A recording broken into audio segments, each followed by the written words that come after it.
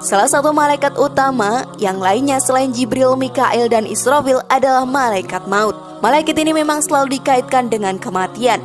Semua orang akan berurusan dengan malaikat yang satu ini. Sehingga nampaknya kaum muslimin perlu mengenal lebih lanjut tentang figur malaikat ini sebelum dia bertemu kepada kita, sehingga kita siap secara mental manakala malaikat maut mendatangi kita, dan bersiap pula dengan bekal terbaik yang harus kita bawa. Dengan malaikat lain mungkin kita tidak akan bertemu, tetapi dengan malaikat maut semua manusia pasti akan bertemu, dengan pasrah maupun dengan keterpaksaan. Lalu pernahkah terpikir di benak kalian, sahabat beriman, bagaimana cara malaikat maut mencabut nyawa manusia? Dan inilah cara malaikat maut mencabut nyawa versi dari Calm Channel. Namun sebelum lanjut, klik dulu tombol loncengnya ya, supaya kita tetap bertebar syiar melalui channel ini. Mari berbagi pengetahuan dan ilmu yang bermanfaat. Amin ya robbal alamin.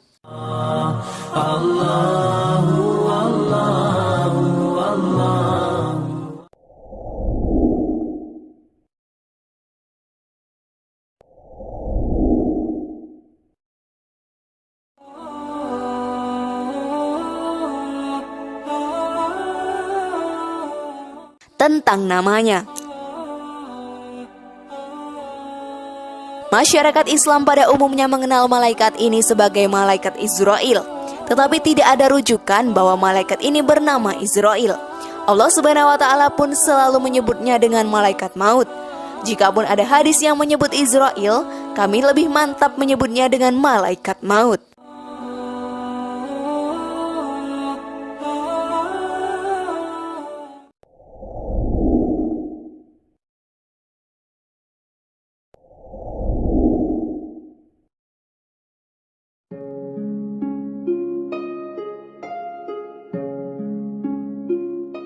Tentang caranya menjalankan tugas.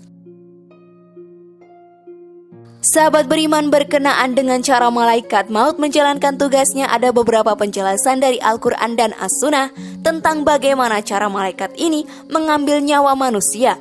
Orang kafir dan munafik akan berbeda cara dengan orang yang beriman. Malaikat maut akan mencabut nyawa orang-orang yang kafir dan munafik dengan cara memukul muka dan punggung mereka.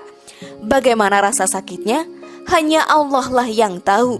Dalam sebuah hadis Rasulullah bersabda, sesungguhnya hamba yang kafir, dalam riwayat lain hamba yang fajir atau banyak berbuat dosa, ketika hendak berpisah dengan dunia untuk menghadap akhirat, turun kepadanya malaikat dari langit.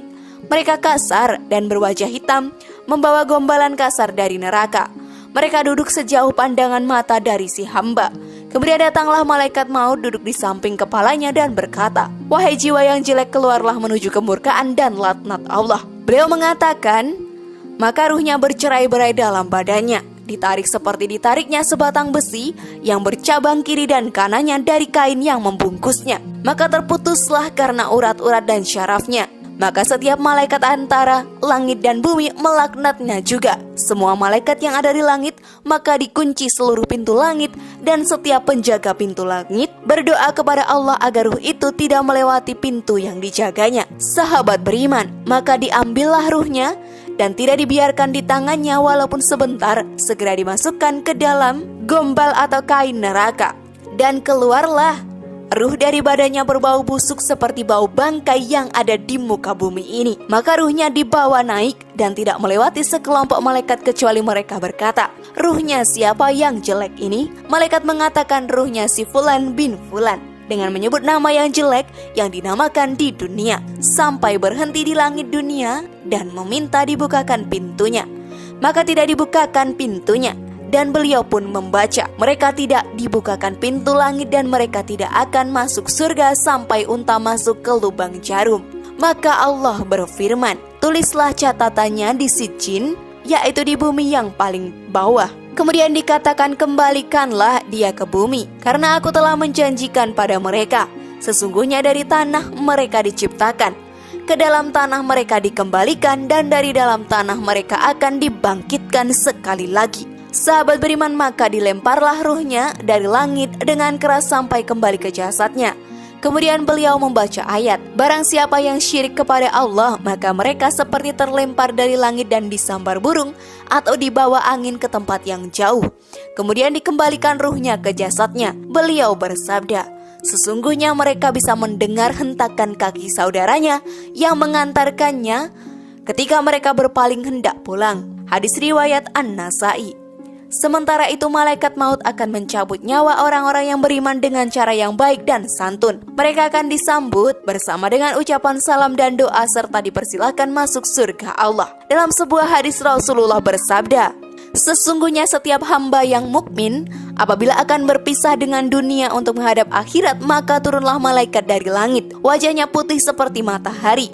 Mereka membawa kafan surga dan pewangi surga. Mereka duduk sejauh pandangan mata.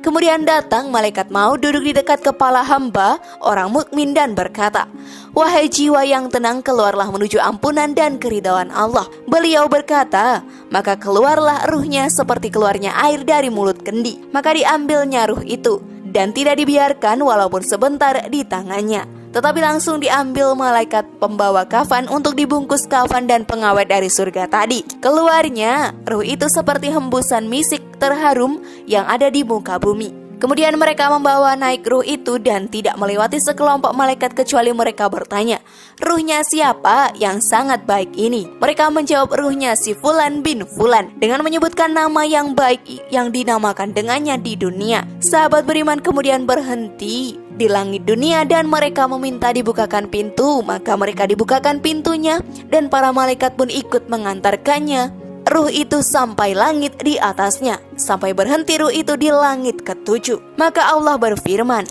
tulislah catatan hambaku ini di Iliyin, kembalikanlah dia ke bumi, karena sesungguhnya dari bumi atau tanah pertama aku ciptakan mereka, dan ke dalam tanah mereka dikembalikan, dan dari tanah sekali lagi mereka akan dikeluarkan.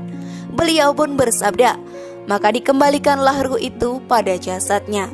Hadis riwayat An-Nasai. Kita sering lalai dan salah dalam mengambil prioritas. Untuk sebuah ketidakpastian hidup, kita para manusia membuat perencanaan yang demikian rumit dan hati-hati. Tetapi pada saat yang sama, di mana kita dihadapkan kepada kenyataan yang mesti terjadi, justru manusia tidak pernah bersiap-siap, apalagi membuat perencanaan yang matang itu. Dan kenyataannya sahabat beriman, yang pasti terjadi itu adalah pertemuan kita dengan malaikat maut dalam momen yang disebutkan dengan kematian. Apakah yang telah kita rencanakan? Wallahu a'lam bishawab.